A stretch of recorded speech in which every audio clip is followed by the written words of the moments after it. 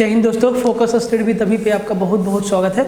तो अभी हम लोग देखने वाले हैं जो टेस्ट चल रहा है ना, फुल लेंथ टेस्ट सीरीज, उसमें मैथ का जो भी क्वेश्चन है उनका हम लोग सॉल्यूशन देख रहे हैं। तो टेस्ट वन को हम दो पार्ट में बांट दिए थे। बेसिकली उस दिन ये मेरा थोड़ा स्वास्थ्य नहीं था अच्छा, तो हम उस दिन सिर्फ आपको एडवांस करवाए थे। एडवांस ही आया था, मतलब कल या परसों वाला में, ठीक है। आज अर्थमेटिक देखेंगे, उसके बाद फिर सारा टेस्ट का, टेस्ट 2 का फुल, टेस्ट 3 का फुल, मैथ का कंप्लीट 20-20 सवाल आपको मिलता जाएगा, ठीक है। तो देखिए, बात ऐसा है कि एग्ज़ाम अब जो है लग रहा है कि अपने तय समय पे नहीं होगा, कुछ अवधि आपको आगे एक्स्ट्रा मिल सकता है। तो ये मौका है, इसको छोड़िए मत। आपका जो भी पोर्शन कमज़ोर है उसके ऊपर काम करिए इस टाइम में एक्स्ट्रा समय देके, ठीक है। किसी का मैथ वीक है, किसी का रीजनिंग वीक है, किसी का साइंस वीक है, किसी का जीके जीएस वीक है, किसी का लैंग्वेज वीक है। तो जो आपका कमज़ोर पोर्शन रह गया है ना, उसको अभी आप काम करिए एक्स्ट्रा 2-2 घंटा देके, ठीक है। और कुछ भाई लोग पूछ रहा है कि सर आप इतना दिन कहाँ थे, तो भाई टेस्ट बनाने में व्यस्त है, अभी भी व्यस्त है। बट अब क्या है कि अब काम बहुत आगे तक निकल चुका है, ठीक है। तो अब आपको दिक्कत नहीं होगा, अब आपको रेगुलर वीडियोस मिलती रहेंगी और आप सपोर्ट करते रहिएगा, ठीक है। तो देखिए, पेपर 1 टेस्ट 1 में जो मैथ था 20 सवाल, उसका एडवांस का सवाल हम आपको करवा दिए थे। आज हम लोग अर्थमेटिक देख लेंगे, उसके बाद टेस्ट 2 का सवाल दिखाएंगे। देखिए, उससे पहले आपको मैथ में क्या क्या बता चुके हैं, पिछला वीडियो में भी बताए थे। JSSC maths model paper, JSSC CGL practice, JSSC math practice set और जेएसएससी सीजीएल मैथ, ये 4 प्लेलिस्ट बना हुआ है आपका यूट्यूब पे स्पेशल मैथ के लिए, जिसमें प्रैक्टिस भी है और आपका थ्योरी का पेपर भी है। तो आप इसको भी एक बार एक्सप्लोर करिए। अभिषेक सर आप लोग को इसके ऊपर स्पेशल वीडियो बना के बताए हैं और इसका लिंक डिस्क्रिप्शन में दिया हुआ है, टेलीग्राम में भी पिन है। और अगर आपको इन प्लेलिस्ट का लिंक नहीं मिल रहा है तो आप टेलीग्राम पे एक बार मैसेज छोड़ दीजिएगा, वहाँ पे आपको लिंक भेज दिया जाएगा, ठीक है। अब थोड़ा देख लेते हैं कोर्स की। तो भाई, अपना जो ऐप है फोकस स्टडी विद अभी, इस पे आपको टेस्ट सीरीज पेपर 3 का फुल बाइलिंगुअल हिंदी इंग्लिश 150 सवाल सिर्फ 200 रुपये में मिल जाता है, ठीक है। तो आपको टेस्ट लगाना मस्ट है, बहुत ज़रूरी है। जितना भी पेड स्टूडेंट है सबके लिए भाई तुम लोग टेस्ट लगाओ। देखिए, एटलीस्ट जो है टेस्ट में अगर हम मैथ का बात करते हैं, सिर्फ अगर मैथ का बात, तो भाई आपको ना बहुत कुछ दिया गया है। उसी तरीक़ा से साइंस में भी आपको बहुत कुछ दिया गया है और अभी भी हम लोग आपको हमेशा आगे तक देते रहेंगे जब तक आपका एग्ज़ाम नहीं हो जाता है। तो आपको घबराने की आवश्यकता नहीं है। बहुत लोग का फ़ोन आता है कि सर कैसे होगा, सब होगा, आपको लगे रहना है, ठीक है। मैथ 299 का complete advance plus arithmetic bilingual आपको मालूम है। जनरल साइंस 499 अभिषेक सर देखते हैं, ठीक है। ये भी बाइलिंगुअल है, प्लस आपको यहाँ पे इनका पीडीएफ भी मिल जाता है, ठीक है। रीजनिंग 199 का है। रीजनिंग भाई एकदम टारगेटेड है, हम शुरू से बोलते आ रहे हैं, वही टॉपिक को हम लोग देखेंगे जिस टॉपिक से सवाल जो है आपके एग्जाम में आया हुआ है, ठीक है। इन सब का कॉम्बो आपको 699 में मिल जाता है। तो अभी भी वक्त है प्यारे, आप जो है कुछ लोग जो होपलेस हो गए हैं उनके लिए अभी भी वक्त है। हम आपके सामने मोटिवेशन नहीं झाड़ रहे, बस आपको जो बात है हम वो बता रहे हैं। मानना ना मानना आपकी मर्जी, आप खुद समझदार हैं, आप भी दुनियादारी को समझते हैं, ठीक है। तो ये प्लेलिस्ट को आप जरूर देख लीजिएगा, टेलीग्राम चैनल को ज्वाइन कर लीजिएगा, लिंक डिस्क्रिप्शन में दिया हुआ है, ठीक है। व्हाट्सअप का भी चैनल बना है, आप उसको भी ज्वाइन कर लीजिएगा, ठीक है। उसका भी लिंक टेलीग्राम में दिया गया है और डिस्क्रिप्शन में भी डाल दिया गया है। तो आप सब कुछ देख लीजिएगा और वीडियो को शुरू से लेके आखिरी तक देखिएगा। अर्थमेटिक का एक सवाल को हम लोग देखेंगे और सवाल को पहले खुद से लगाइएगा, पहले खुद से लगाना है, उसके बाद आपको सॉल्यूशन देखना है। और कभी भी ना इस मोड में मत देखो जैसे कि आप मूवी देख रहे हो, वेब सीरीज़ देख रहे हो, शॉर्ट्स देख रहे हो, रील देख रहे हो। इस मोड में पढ़ाई कभी भी मत करना, ठीक है। थोड़ा पेन पेपर लेके बैठो, एक्टिव लेके, थोड़ा एकदम एक्टिवली बैठो। ग्रेजुएट हो यार तुम। पहला सवाल, शेयर मार देना वीडियो को और सब लोग आंसर देना, उसके बाद वीडियो को देखना, ठीक है। ऐसा नहीं कि बस ऐसे फ़ोन देख रहे हो तो देख रहे हो, कोई फ़ायदा नहीं होगा, ठीक है। क्योंकि अभी आपको वक्त मिला है, मिलने वाला है और मिलने का पूरा संभावना है कि भैया जो डेट आपका दिया गया है उस डेट में अब जो है परीक्षा नहीं हो रहा है। क्योंकि अगर उस डेट में परीक्षा होना होता तो आज आपका तारीख कितना हो गया, आज आपका तारीख हो गया 22 तारीख, तो अभी तक कुछ ना कुछ आपको जो है मिल जाता, या तो एडमिट कार्ड या तो रिजेक्शन लिस्ट, बहुत सारा चीज़ अभी तक आपके सामने आता। अभी तक कुछ नहीं आया है, इसका मतलब ये है कि ये तो तय है कि अब जो डेट दिया गया है उस डेट पे परीक्षा नहीं होने वाला है। तो ये मौका है, आप जो है अपना जो भी सेक्शन आपका कमज़ोर है उसको ठीक करिए, ठीक है। और सब लोग वीडियो को एक बार शेयर मार देना भाई, ठीक है। देखो कहता है कि ए और बी एक व्यवसाय में भागीदार है। क्वेश्चन का पीडीएफ आप लोग के पास भी है हर एक टेस्ट का, ठीक है। तो अगर आप जो है टेस्ट लगाने से पहले मैथ का सॉल्यूशन मत देख लेना, टेस्ट लगाने के बाद देखना, ऐसा नहीं कि पहले देख लिए। ये हालांकि टेस्ट 1 का सॉल्यूशन है, ठीक है। और क्वेश्चन आपके पास बाइलिंगुअल है, हिंदी इंग्लिश दोनों, यहाँ पे हम सिर्फ हिंदी लिखे, ठीक है। कहता है कि ए और बी एक व्यवसाय में भागीदार है, पार्टनरशिप है, ठीक है। वे 4:9 के अनुपात में निवेश करते हैं, पैसा लगाते हैं, ठीक है। 6 महीने के अंत में ए अपनी पूंजी निकाल लेता है, ठीक है। ए जो है 6 महीना बाद अपना पैसा वापस लेके चला जाता है, ठीक है। यदि उन्हें 4:9 के अनुपात में लाभ प्राप्त होता है, वो जो लोग लाभ बांटता है, जब लोग हिसाब करता है तो 4:9 के अनुपात में पैसा बांटता है, ठीक है। तो बी के निवेश का उपयोग कितने समय तक किया गया, तो भैया बी का पूंजी धंधा में कितना समय तक रहा। ऑप्शन देखिए मंथ में दिया है, तो भैया 1 साल तक भी ये बिजनेस नहीं चला है, ठीक है। अब देखो इसको करेंगे कैसे, बात को समझना। तो जो रेशियो इन्वेस्टमेंट का होता है वही रेशियो प्रॉफिट का होता है। जितना पैसा आप लगाएंगे जितने समय के लिए, उसी हिसाब से ना आपको प्रॉफिट मिलेगा। अब 2 आदमी बिजनेस कर रहा है, कोई लगाया 10,000 और कोई लगाया 20,000, तो भैया फ़ायदा आधा आधा तो बटेगा नहीं। जो 10,000 लगाया और जो 20,000 लगाया, 20,000 जो पैसा लगाया उसको फ़ायदा 10,000 के मुकाबले ज़्यादा मिलेगा, क्योंकि वो पूंजी ज़्यादा लगाया है, ठीक है। तो देखो एकदम यही इसका कंसेप्ट था, एकदम सीधा सा सवाल है। अब मान लेते हैं कि ए जो है 4 रुपया लगाया और बी जो है 9 रुपया लगाया, ठीक है। तो ए का जो 4 रुपया है, XYZ मानने की आवश्यकता नहीं है, ठीक है। ए का जो 4 रुपया है वो कितना महीना तक रहा, 6 महीना तक रहा, अनुपात लगा दो। और बी का जो 9 रुपया है मान लेते हैं X महीने तक रहा। तो जो अनुपात पूंजी का होगा वही अनुपात लाभ का होगा, बराबर लाभ का अनुपात क्या दिया है 4:9, ठीक है, 4:9। और अनुपात का मतलब क्या, भागा होता है। अब देखो भाग, अब इसको हम ना फ्रैक्शन में भी लिख सकते थे, कोई मतलब नहीं बनता है, इतना आप लोग मेच्योर है, ठीक है। तो 4 से 4 को निपटा दो और 9 से 9 को निपटा दो। x का वैल्यू क्या हो जाएगा, x का वैल्यू हो जाएगा 6। मतलब ए का जो बी का जो पूंजी है ना वो 6 महीने तक काम में रहा। सीधा सा आंसर दे दिए एक स्टेप में। बाकी देखो अगर जिसका थोड़ा सा भी बढ़िया है ना, जो मैथ का समझ रखता है, वो तो धड़ल्ले से आंसर दे देगा। कैसे, देखो 4 से 4 को निपटा देगा, 9 से 9 को निपटा देगा, बाकी जो 6 बचा ना वही आपका x का वैल्यू होगा, क्योंकि दोनों साइड बराबर है। बात समझ में आया? कैलकुलेशन को वो ना दिमाग में एकदम घुमा लेगा। तो आप भी कोशिश करिए कि कैसे कैलकुलेशन को दिमाग में घुमाए। परीक्षा कोई भी हो, सवाल कैसा भी हो, मैथ होता है, इतना जान लीजिए। सवाल को देखिए, ऐसा सवाल ना एग्जाम में आने लायक रहता है, इसीलिए हम आपको टेस्ट में देते हैं। आप जो है इसमें पेन लगा देंगे, पेन लगाने की आवश्यकता नहीं है, क्योंकि सवाल को उसी तरीका से डिजाइन किया गया है कि भैया आपको पेन लगाने की आवश्यकता नहीं है। कहता क्या है पहले समझिए। कहता है कि एक मेज और एक कुर्सी का क्रय मूल्य 690 रुपया है।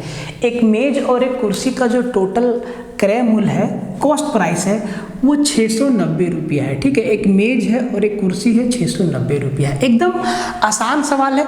तरीका हम आपको बताने का कोशिश करते हैं हमेशा से कि आप कैसे चीज़ों को हैंडल करें, कि ताकि आपके दिमाग पे स्ट्रेस भी ना हो और आप सवाल को सही उत्तर दे के आ जाए, ठीक है।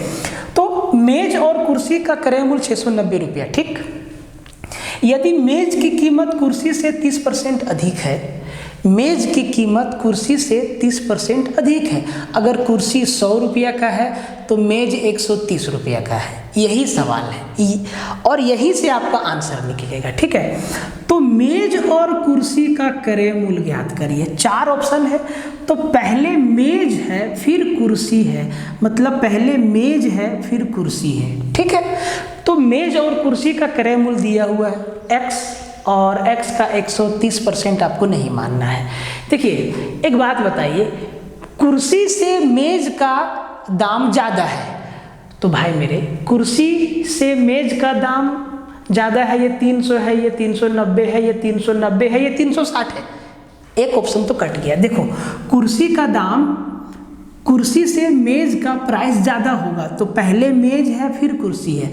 यहाँ पे कुर्सी का दाम है 390 और मेज का दाम है 360, ऐसा नहीं होगा सवाल के हिसाब से।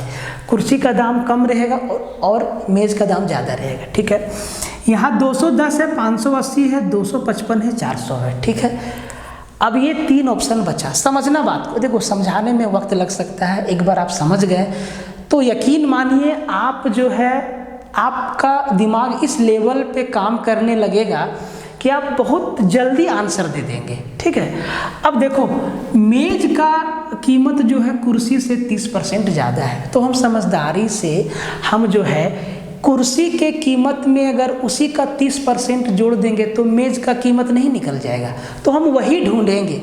और देखो 300 का 30% कितना, तो 300 का 30% 90, तो 300 और 90 390, इसका मतलब 390 रुपया दाम हो गया मेज का और 300 रुपया दाम हो गया कुर्सी का।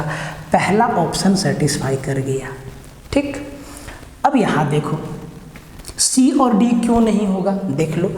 अगर 210 रुपया दाम है चेयर का, तो भैया इसका 30%, तो 21 या 63 इसी में जोड़ दो, तो ये कितना हो जाएगा, ये हो जाएगा 273 रुपया दाम हो जाएगा टेबल का। कितना दिया, 580, गलत है।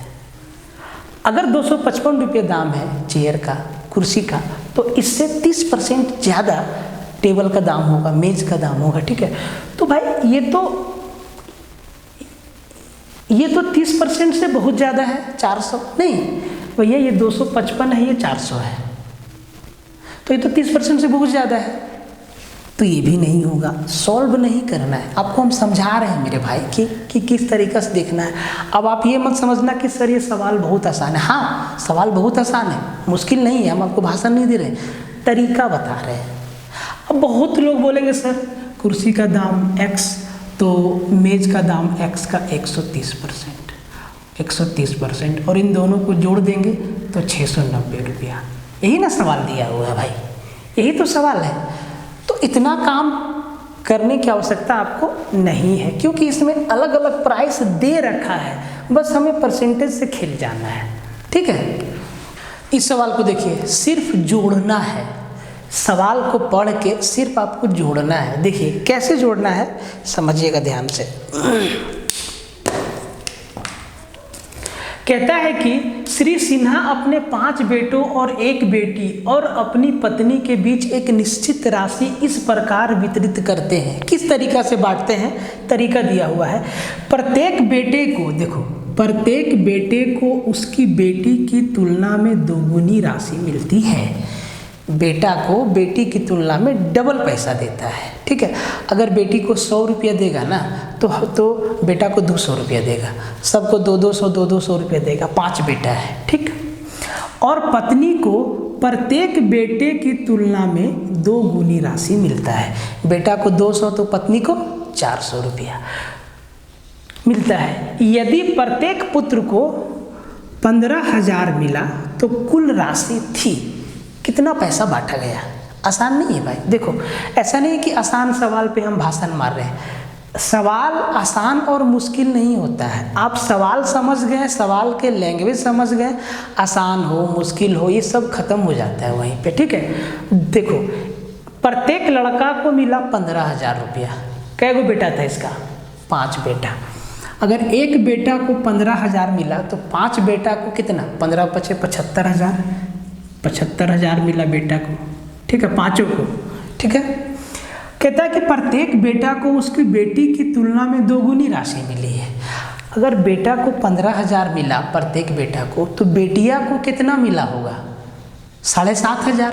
बेटी को 7,500 मिला होगा, तभी तो इसका दोगुना 15,000 बेटा को मिला। मतलब बेटा का आधा बेटी को मिला या बेटी का 2 गुना बेटा को मिला, दोनों बात बराबर है। मतलब बेटी को कितना मिला? 7500 रुपया, ठीक, 7500 रुपया। और कहता है कि दोगुनी राशि मिली, और पत्नी को प्रत्येक बेटे की तुलना में 2 गुना। भाई बेटा को, प्रत्येक बेटा को कितना मिला? 15,000, तो पत्नी को कितना दिया? बेटा का 2 गुना, मतलब 30,000। इतना ही पैसा ना बटा है? बोले सर इतना ही बटा है। जोड़ दो, 0 0 5 7 5 12 7 3 10 और 1 11, 1,12,500, मतलब 1,12,500 रुपया श्री सिन्हा बांटा। ऑप्शन नंबर बी आपका क्या हो गया? आंसर हो गया। एकदम आसान सवाल था। देखो हम आपको बार बार ये चीज़ बताते हैं कि गणित में आसान और मुश्किल जैसा चीज़ नहीं होता है। आप एक बार अच्छा से समझ गए ना, तो डाटा इधर उधर हो सकता है, सवाल का भाषा घुमा सकता है, लेकिन हर चैप्टर का कंसेप्ट हमेशा वही रहेगा। दुनिया का कोई भी मास्टर, कोई भी स्कूल, कोई भी कॉलेज लाभ हानि या कंपाउंड इंटरेस्ट, सिंपल इंटरेस्ट या पार्टनरशिप कोई भी चैप्टर पढ़ाएगा ना, तो पूरा दुनिया के लिए कंसेप्ट वही है। ऐसा नहीं है कि इंडिया में लाभ हानि के लिए अलग फॉर्मूला है और यूएसए में अलग फॉर्मूला है। पूरा धरती जहाँ मानव पढ़ता है, सब जगह कंसेप्ट एक ही है। भाषा अलग हो सकता है, कंसेप्ट वही है। इसीलिए गणित को समझना बहुत आसान है। एक बार समझ गए, मजा। इस सवाल को देखिए, पहले खुद से लगाइए, उसके बाद अप्रोच देखिएगा। जरा सवाल को एक बार पढ़ लीजिए बढ़िया से, और सवाल पढ़ने से पहले वीडियो को शेयर मार दीजिएगा, ठीक है। 30 किलोमीटर की दूरी को तय करने में अमित को सुरेश से 2 घंटा अधिक लगता है। यदि अमित अपनी गति दोगुनी कर दे तो उसे सुरेश से 1 घंटा कम लगेगा, ठीक। अमित की गति कितना है? देखो सवाल को पढ़ने के बाद ये चीज़ पता चल जाता है कि अगर हम एक्स वाई माने, अमित के स्पीड को x माने, सुरेश के स्पीड को y माने, तो 2 इक्वेशन बनेगा और दोनों को सोल्व करेंगे तब जाके x और y का वैल्यू आएगा। मतलब अमित और सुरेश का स्पीड निकलेगा। लेकिन क्या छोटा सा सवाल के लिए, चाहे कोई भी सवाल हो, ऑप्शन अचार डालने के लिए तो नहीं देता है, ऑप्शन का यूज करिए।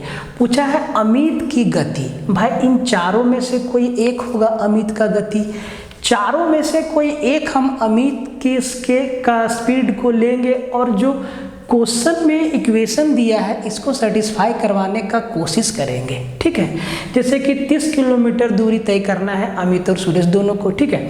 कहता है अमित को सुरेश से 2 घंटा अधिक लगता है, सुरेश से 2 घंटा अधिक लेता है अमित। इसका मतलब ये है कि अमित का स्पीड कम है तभी तो 2 घंटा ज़्यादा लेता है, सुरेश का स्पीड ज़्यादा है मतलब अमित का स्पीड ज़्यादा है, अमित का स्पीड सुरेश से कम है, ठीक है।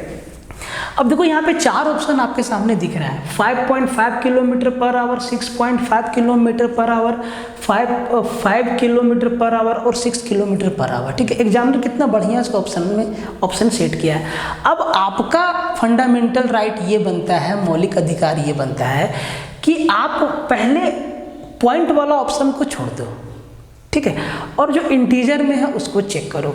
तो अगर हम अमित का स्पीड मान लेते हैं 5 किलोमीटर या 6 किलोमीटर, इन दोनों में से कोई एक, तो हम पहले कम वाला के साथ जाएंगे क्योंकि अमित और सुरेश के स्पीड में देख रहे हैं अमित का स्पीड कम है। हो सकता है ऑप्शन में दोनों का स्पीड दे दिया हो। बात को समझो, ठीक है, हवाबाजी नहीं है, बात को समझो, तरीका को समझो, लॉजिक को समझो, ठीक है। तो अगर अमित का स्पीड हम 5 किलोमीटर पर आवर लेते हैं, ठीक है, 5 किलोमीटर पर आवर लेते हैं, ठीक है, तो भैया 5 किलोमीटर पर आवर के हिसाब से 30 किलोमीटर जाने में कितना टाइम लगेगा? बोले सर 6 घंटा लगेगा। टाइम कितना लगेगा? 6 घंटा लगेगा। समय बराबर दूरी बटा चाल, दूरी है 30 किलोमीटर और चाल है 5 किलोमीटर पर आवर, ठीक। अब ये टाइम किसका है ये टाइम, किसका आया, ये टाइम आया अमित का, ठीक है। तो अमित तो सुरेश से 2 घंटा अधिक लेता है, मतलब सुरेश कितना समय लेगा, तो कहेंगे सर सुरेश इससे 2 घंटा कम, मतलब 4 घंटा लेगा। सुरेश का टाइम ES, सुरेश का टाइम कितना, 2 घंटा कम 4 घंटा लेगा, ठीक है। अब आप कहेंगे सर इस तरीका से कोई भी ऑप्शन सेटिस्फाई हो जाएगा, सर बिल्कुल हो जाएगा, लेकिन सब नहीं होगा, ठीक है। दूसरा चीज़ देखो, दूसरा चीज़ देखो, ठीक है। अब इसके हिसाब से दूसरा इक्वेशन को सेटिस्फाई होना चाहिए, ठीक है। यदि अमित अपनी गति दुगुना कर दे, अमित का गति हम कितना माने 5, अगर ये डबल कर दे तो कितना हो जाएगा 10 किलोमीटर पर आवर। भाई स्पीड आप दोगुना कर दिए तो टाइम आधा लगेगा, पहले से आधा। यहाँ अमित को कितना टाइम लग रहा है 6 घंटा, अब अमित को कितना टाइम लगेगा 3 घंटा। सुरेश के स्पीड के साथ कोई छेड़छाड़ नहीं हुआ है, तब बोल रहा है तो सुरेश से 1 घंटा कम लेगा। हाँ जी, सुरेश यहाँ 4 घंटा ले रहा है और अमित का स्पीड जब दोगुना हो जा रहा है तो ये 3 ही घंटा ले रहा है। ये तो सेटिस्फाई कर गया, मतलब अमित का जो स्पीड है वो 5 किलोमीटर पर आवर ही है। बात को समझो, ठीक है। अच्छा, ऑप्शन को हम कैसे पिक किए, देखो ऐसा बात नहीं है कि पॉइंट वाला आंसर नहीं होगा, भाई होगा आंसर, लेकिन हम पहले इंटीजर को ट्राई कर लिए, उसके बाद हम ये काम किए। अब देखो, अब जिनको ये चीज़ देखो, अगर आपको ये लॉजिक समझ में आया तो बहुत अच्छा, ठीक है, नहीं तो आपको बेसिक समझाते हैं। देखो अब देखो बेसिक में हम करेंगे क्या, तो भैया अमित के स्पीड को x मान लेते हैं, सुरेश के स्पीड को y मान लेते हैं। अमित का speed x kilometre per hour, Suresh का speed y kilometre per hour, ठीक है। और ये दोनों का टाइम का डिफरेंस दिया हुआ है, एक बार 2 घंटा है और एक बार 1 घंटा है। अब देखो अमित का स्पीड कम है तो टाइम ज़्यादा लगेगा, सुरेश का स्पीड ज़्यादा है तो टाइम कम लगेगा, ठीक है। अब अमित का स्पीड अगर x किलोमीटर पर आवर है तो 30 किलोमीटर जाने में कितना समय लगेगा, 30/x आवर, ठीक है। सुरेश का speed y kilometre per our है तो 30 किलोमीटर जाने में कितना लगेगा, 30/y आवर्स, ये समय है। और इनका अंतर यहाँ पे कितना है, 2 घंटा। पहला इक्वेशन बनता आपसे। और भी तरीका है इसका, रेशियो मेथड, उसमें भी कचकच है, लेकिन ये जो लॉजिक हम आपको बताए ना ये आसान है, ठीक है। दूसरा कंडीशन बोलता है कि यदि अमित अपनी गति दुगुना कर ले तो उसे सुरेश से 1 घंटा कम लगेगा। अब देखो, अब सुरेश को ज़्यादा समय लगेगा, तो भैया सुरेश को 30 किलोमीटर जाने में कितना समय, 30/y माइनस अमित अपना स्पीड को डबल कर लेता है तो 30 किलोमीटर मान, ये हो गया उसका स्पीड डबल, और यहाँ पे अंतर कितना, 1 घंटा। अब ये दोनों इक्वेशन को सोल्व करने के बाद ही x और y का वैल्यू आएगा, तभी आप आंसर दे पाओगे, ठीक है। ये इक्वेशन और ये इक्वेशन, ठीक है। तो इससे तो अच्छा है कि आप ऑप्शन भिड़ा लो, आपका आंसर आ जाएगा। एग्जाम में ना देखो भाई, एग्जाम में ना एक खास अप्रोच आपको रखना होगा, एक खास तरीका आपको रखना होगा कि आप औरों से जल्दी कैसे आंसर पिक कर लेते हैं, ऑप्शन को आप कैसे सेलेक्ट करते हैं, सब कुछ आपके अंदर होना चाहिए। और ये सिर्फ और सिर्फ प्रैक्टिस से आएगा, आपके मेहनत से आएगा, बाकी दुनिया के कोई मास्टर में ताकत नहीं है। आप जितना मेहनत करिएगा उतना तरीका आपके अंदर घूमेगा, आपके दिमाग में घूमेगा, और दूसरा कोई रास्ता है ही नहीं। ठोक बजा के एकदम याद रख लो, ठीक है। पहले तो खुद से लगाइए, उसके बाद सॉल्यूशन देखिए, ठीक है। कहता है कि एक सेना शिविर में 45 कर्मी है, ठीक है, 45 सैनिक है मान लो। यदि कर्मियों की संख्या 9 बढ़ जाती है तो मेस खर्च 54 रुपया प्रति दिन बढ़ जाता है, ठीक है जी। जबकि प्रति व्यक्ति औसत व्यय 1 रुपया कम हो जाता है, ठीक है। भोजनालय का मूल व्यय ज्ञात कीजिए, मतलब कितना खर्च होता है टोटल। अब देखो इस सवाल को जैसे ही हम पढ़ें तो एक चीज़ समझ में आ गया कि इसको बेसिक अप्रोच से ही बनाना पड़ेगा। इसमें हम ऑप्शन का यूज जो है नहीं कर सकते हैं, ऑप्शन का यूज नहीं कर सकते हैं, क्योंकि देखो, क्योंकि बात को समझो। अगर हम ऑप्शन का यूज़ करेंगे ना तो ऑप्शन को लेके फिर पूरा क्वेश्चन को सेटिस्फाई करवाना हो जाएगा, जो कि थोड़ा मुश्किल रहेगा, ठीक है। तो इसीलिए या तो आप यहाँ पे प्रति व्यक्ति खर्च x मान लो या 1 यूनिट मान लो, दोनों ही बात बराबर है, ठीक है, समझना बात को। तो भाई 45 लोग हैं और अगर हर एक लोग के लिए खर्चा x रुपया था, तो आप कहेंगे सर टोटल खर्चा जो है 45x होगा, 45x होगा, टोटल खर्चा कितना होगा 45x होगा। हम 1 भी मान सकते हैं, ठीक है, लेकिन थोड़ा सा कंफ्यूजन हो जाएगा जोड़ने में, ठीक है। अब देखो, अब यही हमारा ओरिजिनल खर्चा था, ठीक है। सेना के शिविर में 45 आदमी था और हर एक आदमी के पीछे x रुपया खर्चा था, तो टोटल खर्चा 45x होता। लेकिन ऐसा नहीं हुआ। हुआ क्या कि भाई यदि कर्मियों की संख्या 9 बढ़ जाती, 9 लोग और आ गए बाहर से, अब जब बाहर से आ गए तो भैया खर्चा बढ़ गया, 54 रुपया प्रति दिन खर्चा बढ़ जाता है, ठीक है। तो अब जो है टोटल खर्चा कितना होता, ये हर दिन का है, ये एक दिन का है। अब जब 9 आदमी और आ गया तो 54 रुपया बढ़ गया, तो अब नया खर्चा कितना हो गया, कहेंगे सर नया खर्चा हो गया 45x प्लस 54 रुपया, ये हमारा नया खर्चा हो गया। 9 आदमी जब बाहर से आ गया, ठीक है जी। जबकि प्रति व्यक्ति औसत व्यय 1 रुपया कम हो जाता है। अब प्रति व्यक्ति औसत व्यय पहले कितना माने, x माने थे, अब ना प्रति व्यक्ति औसत व्यय 1 रुपया कम हो जाता है, मतलब पहले x था तो अब x माइनस 1 हो जाता है। औसत खर्चा है ये प्रति व्यक्ति का, ठीक है। अब ये औसत कैसे निकाला होगा, ये जो टोटल खर्चा है ना, कितना आदमी का खर्चा है जी, 45 आदमी पहले और 9 आदमी बाद में, 54 आदमी का। 54 आदमी के पीछे प्रतिदिन टोटल खर्चा कितना था प्रतिदिन, 45x प्लस 54 रुपया। तो एक आदमी के पीछे कितना खर्चा होगा, तो कहेंगे सर इतना पैसा को 54 आदमी से भाग देंगे। तो भाई जब इसको 54 से भाग दे देंगे ना, तो ये चीज़ आ जाएगा x माइनस 1 प्रति व्यक्ति औसत व्यय। बस इतना ही काम करना है, x का वैल्यू निकाल लेना है।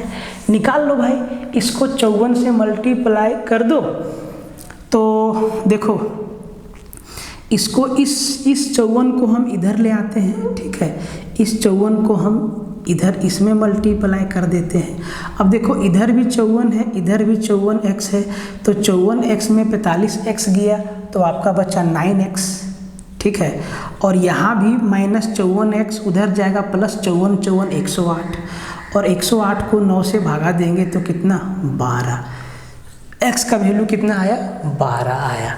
अब मेरा हमसे ओरिजिनल खर्चा पूछा है, तो ओरिजिनल खर्चा यही ना है गुरुदेव 45x, और 45 को मल्टीप्लाई कर देंगे किससे 12 से, तो 45 दहा के 450 और 45 दूना 90, 450 और 90 540, तो 540 रुपया ना भोजनालय का ओरिजिनल खर्चा था। अगर नया वाला खर्चा पूछता तो इसको जोड़ देते, तो फिर हम इसमें 54 और जोड़ देते, तब मेरा नया वाला खर्चा निकलता। तो मूल खर्चा पूछा ओरिजिनल कब, जब 45 आदमी था। देखो इतना काम आपको इसमें करना पड़ेगा। तो आपको ये भी समझना है कि किस सवाल में ऑप्शन को पिक करना है, किस सवाल में ऑप्शन से पहले हम बेसिक से ही आंसर ले आएंगे। तो ये देखो सब कुछ का जड़ एक ही है, प्रैक्टिस प्रैक्टिस और प्रैक्टिस।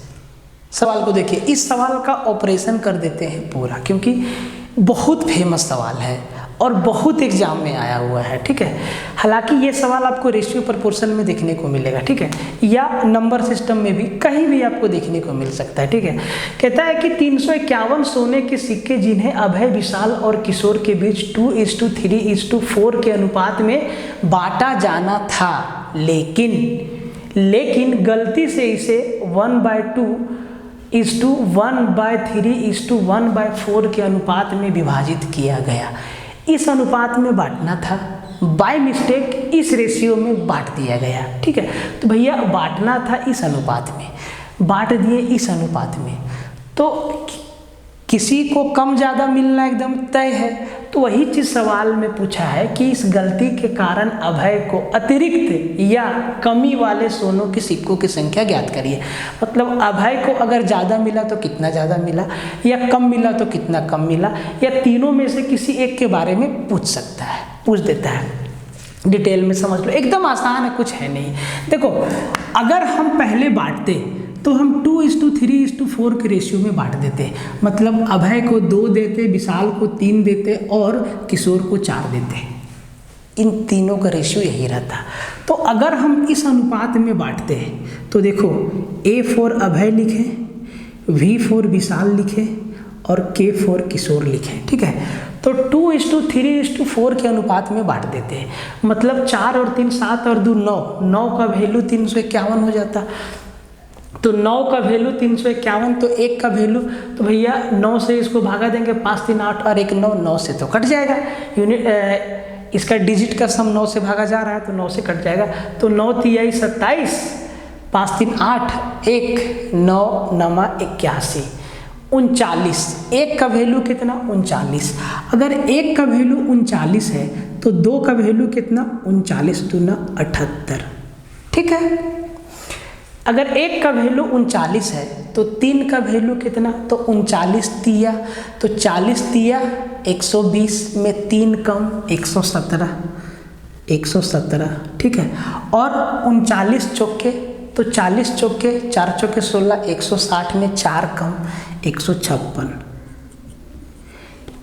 इतना बांटना था। अभय को 78 सिक्का मिलता, विशाल को 117 और किशोर को 156, लेकिन हम बांट दिए इस अनुपात में। अब देखो इस अनुपात में अगर हमें इस अनुपात में बांटना है, ठीक है, तो ये जो फ्रैक्शन वाला रेशियो होता है इसको इंटीजर में लाना पड़ता है। तो फ्रैक्शन वाला रेशियो को इंटीजर में लाने का तरीका आपको क्या बताया है कि नीचे वाला का एलसीएम से सबको मल्टीप्लाई कर दीजिए। तो 2 3 4 का एलसीएम कितना?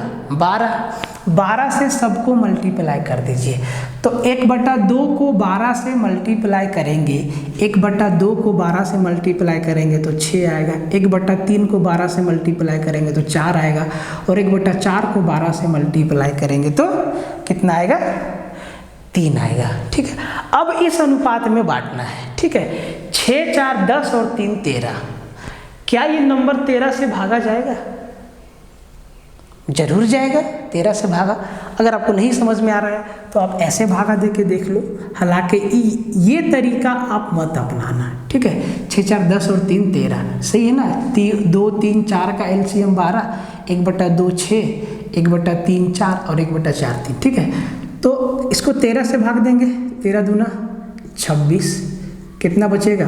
15 में 6 गया 9, 13 7 91, 1 का वैल्यू कितना? 27। तो आपको ऐसे भाग देने की आवश्यकता नहीं है, आप सीधा इस नंबर को 13 से भागा दीजिएगा परीक्षा।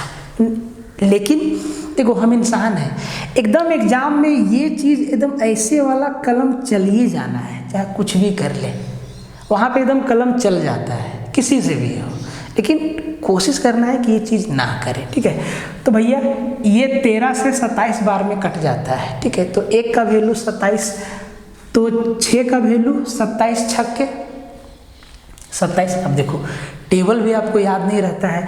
अब यहाँ पे आपको 27 का टेबल पढ़ना है, कितना? 3 ठो, एक ठो 27 छक्के, 1 ठो 27 चौके और 1 पढ़ना है 27 तिया।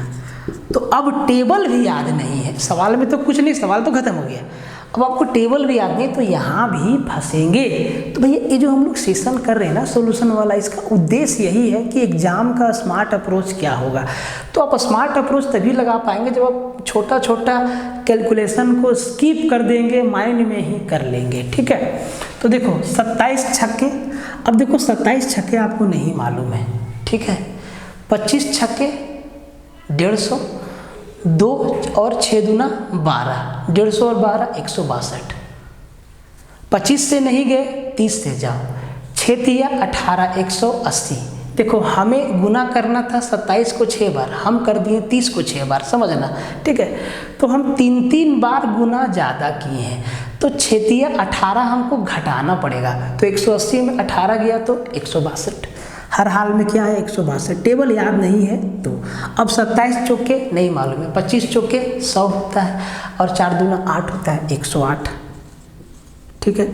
और अगर आपको 27 तिया भी नहीं मालूम है कि 27 तिया कितना होता है, तो भैया 20 तिहाई 60 या 25 तिहाई 75 और फिर 3 दूना 6 और जोड़ दो तो 75 और 6 81।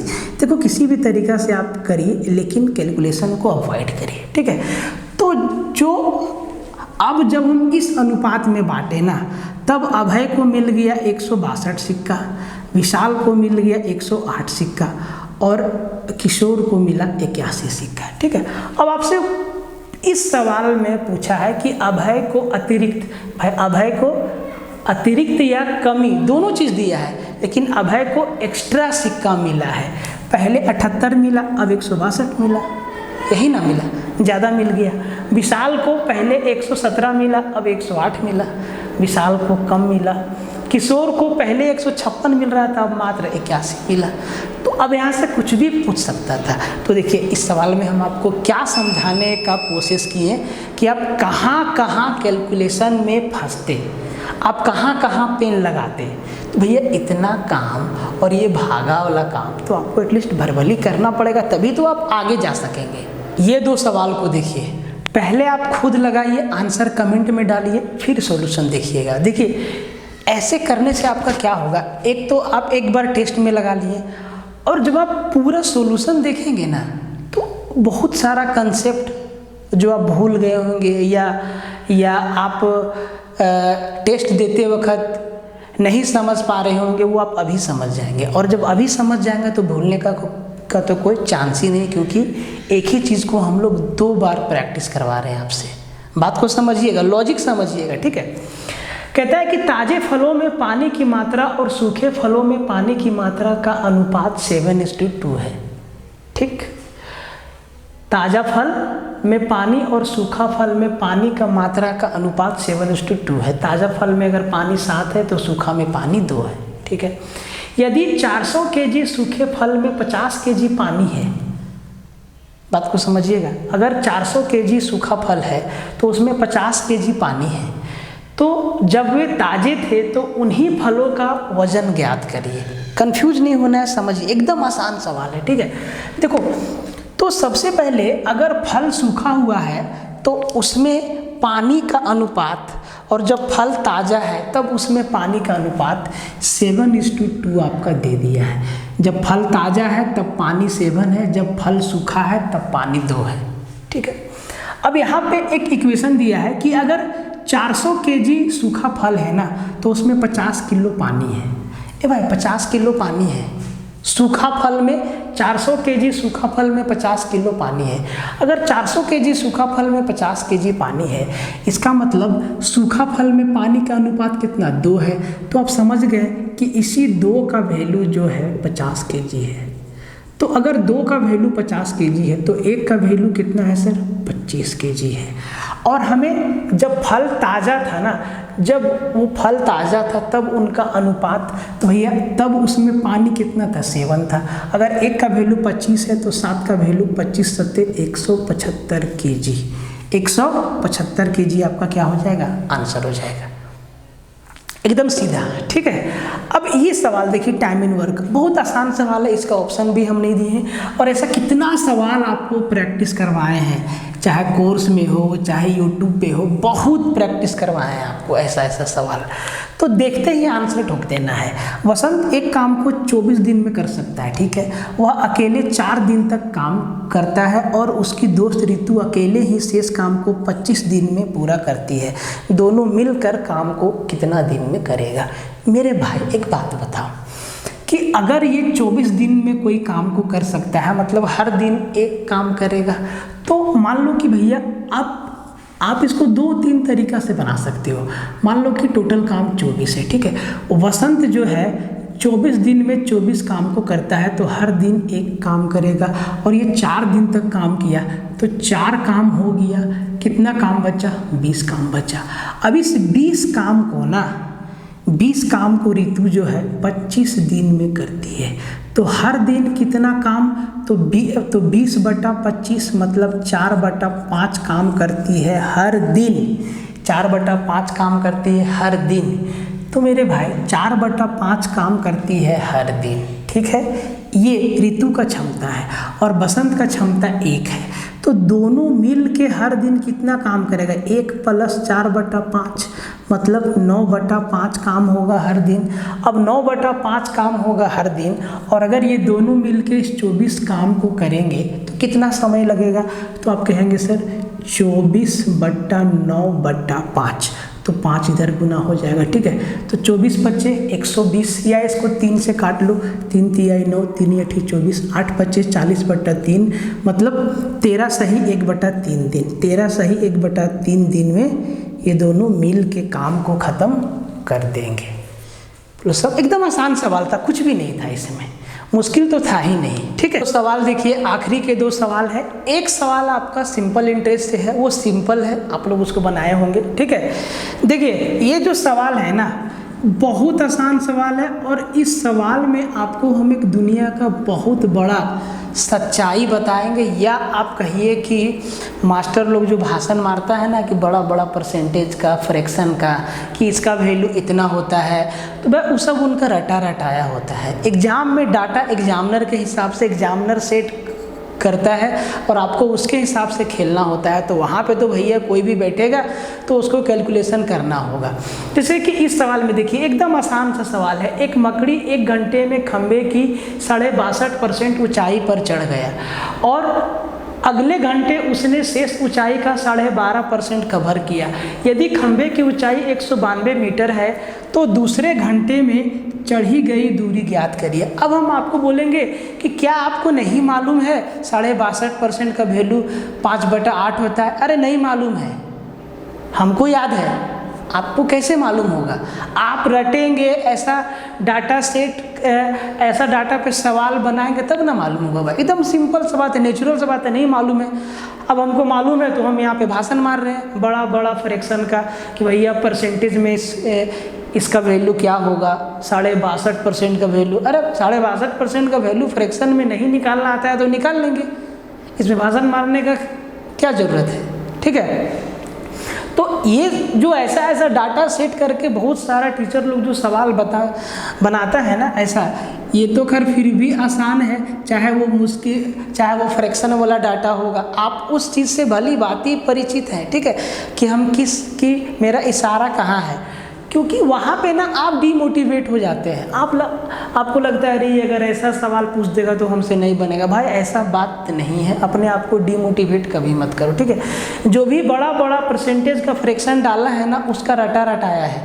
अगर एग्जाम में उसको उसी टाइप का नया मिलेगा ना तो उसका भी खटिया खड़ा हो जाएगा, मास्टर चाहे कोई भी हो। एग्जाम का माहौल ही अलग होता है, ठीक है, तो ऐसा नहीं है। अब देखो खंभा का 62.5% चढ़ गया, तो अगर आपको आप चाहो तो 192 मीटर का सीधा 62.5% निकाल के सोल्व कर लो, ठीक है, या आप 62.5% को फ्रैक्शन में चेंज कर लो। तो भाई अगर आपको ये सब चीज़ याद है, देखो परसेंटेज में ना बहुत सारा चीज़ हम आपको याद करने के लिए बताएं, लेकिन ज़रूरी नहीं है कि सवाल वहीं से आएगा, लेकिन मैक्सिमम सवाल अभी तक उसी टाइप के फ्रैक्शन से घुमा देता है, ठीक है। तो अगर आपको 62.5% का फ्रैक्शन वैल्यू याद है कि भैया 62.5% का फ्रैक्शन वैल्यू कितना होगा, 5/8 होगा। कैसे होगा? सिंपल सा बात है, 62.5 को परसेंटेज के लिए नीचे में 100 लिख दिए और पॉइंट के लिए 1 0 और लगा दिए, मतलब ये हो जाएगा 625/1000, काट दिए 5/8 आया। सिंपल सा बात है, ठीक है, ऐसे लाया जाता है, ठीक है। तो अब देखो, अब हम आपको तरीका बताते हैं। जो चढ़ गया ना उसको भूल जाइए, क्योंकि बोला है कि और उसने अगले घंटे शेष ऊंचाई का 12.5% कवर किया, ठीक। यदि खंबे की ऊंचाई 192 मीटर है तो दूसरे घंटा में कितना ऊंचाई चढ़ा है, तो जो चढ़ गया ना उसको भूल जाओ, ठीक है। कितना चढ़ना बाकी है उसी से खेला हो जाएगा। अब देखो अगर 62.5% का वैल्यू, ये फ्रैक्शन वैल्यू 5/8 होता है बाबू, तो इसका मतलब 8 में से 5 भाग वो चढ़ गया है, 8 में से 5 भाग चढ़ गया है, 3 भाग चढ़ना बाकी है 8 में से। इसका मतलब ये है कि 192 का 3/8 भाग चढ़ना बाकी है। तो इसको काट दो, 8 दूना 16 और 8 चौके 32, 24 तिया 72, मतलब उसको 72 मीटर चढ़ना बाकी है। अब वो दूसरा घंटा में चढ़ता है और 12.5% कवर करता है किसका, शेष का। शेष कितना है, 72 मीटर।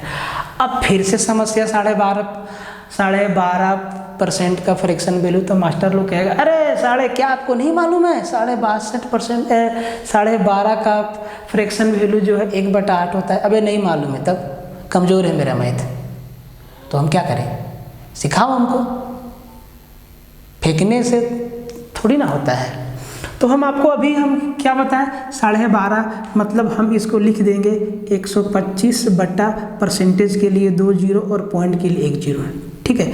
25 पच्चे 125 और 25 चौके 140 और 5 कम 5 5 8 40 1/8 ऐसे निकाला जाता है। नहीं मालूम है तो निकाल लेंगे, लोड नहीं लेना है भाई लोड नहीं लेना है, एकदम ध्यान देना, लोड नहीं लेना है। नहीं मालूम है निकाल लेंगे, कितना समय लगेगा, नहीं रटेंगे हम, क्या दिक्कत है, कितना चीज़ रटेंगे, जीएस भी है, कंप्यूटर भी है, झारखंड भी है, लैंग्वेज पेपर भी है, साइंस भी है, नहीं रटेंगे मैथ, सीख लेंगे।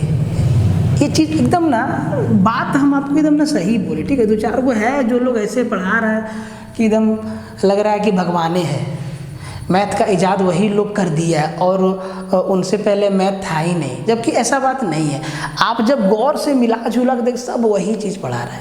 अब भाई जो कंसेप्ट है वही ना आदमी पढ़ाएगा। अब बोलने का, लिखने का, समझने का, समझाने का शैली अलग हो सकता है।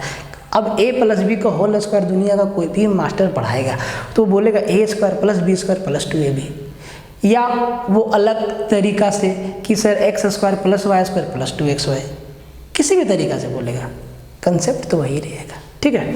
अब देखो 12.5% का फ्रैक्शन वैल्यू 1/9, मतलब अभी उसको 1/9 चढ़ना है। तो आप सीधा निकाल दो ना, 72 का 1/9, तो 72 का 1/9 1/8 कितना, 9 मीटर, मतलब वो सेकेंड आवर में 9 मीटर चढ़ा, सीधा आपका आंसर हो गया। टेंशन नहीं लेना है, ठीक है। क्या निकालना है उस पर ध्यान दो, ये जरूरी बात है, ठीक है। अब देखो ये लास्ट वाला सवाल आपका कहता है कि भाई 2 उम्मीदवार ए और बी ने DU चुनाव में भाग लिया, कुल मतदान का 20% अवैध घोषित हो गया। अब आप इस सवाल को 100 मान के बनाओ, x मान के बनाओ, कोई फर्क पड़ने वाला नहीं है, ठीक है। कुल मतदान का 20% इनवैलिड हो गया, काउंटिंग में उसको यूज़ नहीं किया गया, ठीक है। उम्मीदवार ए को 60% वोट मिला और 28,800 वोटों के बहुमत से निर्वाचित हुआ। भाई ए उम्मीदवार को 60% मिला, इसका मतलब यही जीता है जी, यही जीता है, और 28,800 वोट के बहुमत से जीता है, मतलब दूसरा से 28,800 ज़्यादा लाया है, ठीक है। तो टोटल वोट आपको ज्ञात करना है, ठीक है। तो देखो आप 100 मान लो, कुछ भी मान लो, x मान लो, आंसर आपका वही आएगा। x मानोगे थोड़ा सा लंबा जाएगा, 100 मानोगे थोड़ा सा आसान रहेगा। कैलकुलेशन दोनों में बराबर है, कैलकुलेशन दोनों में बराबर है, बस x आपको लटकता हुआ दिखाई देगा हर जगह। अब मान लो कि भैया टोटल 100 लोग वोट दिया, तो भैया 100 लोग में 20% वोट आपका इनवैलिड हो गया, 20% वोट आपका इनवैलिड हो गया, मतलब 80 वोट पे फैसला हुआ।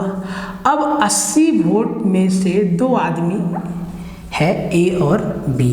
ए को 60% वोट मिला। भाई अगर ए को 60% मिला तो आपको समझते देर नहीं लगा कि बी को 40% मिला। बोले सर बिल्कुल सही, ये ए को मिला और ये बी को मिला, ठीक है।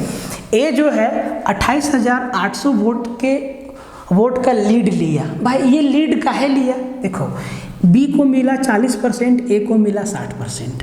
अब देखो 40% बी को मिला तो ए को भी 40% मिला, प्लस इसको 20% एक्स्ट्रा मिला। ऐसे समझो तोड़ के एकदम, मतलब डायरेक्टली सीधा आप ये समझिए कि ए को बी से 20% वोट ज़्यादा मिला और इसी के चलते ये जीता। तो इसी 20% का वैल्यू कितना, 28,800 है। इसी 20% वोट का वैल्यू 28,800 है। तो हमको 100 वोट चाहिए, मतलब 100% चाहिए। तो अगर 20% का वैल्यू 28,800 है, देखो यहाँ पे आप फंसेंगे, 20% का वैल्यू 28,800 है, ठीक।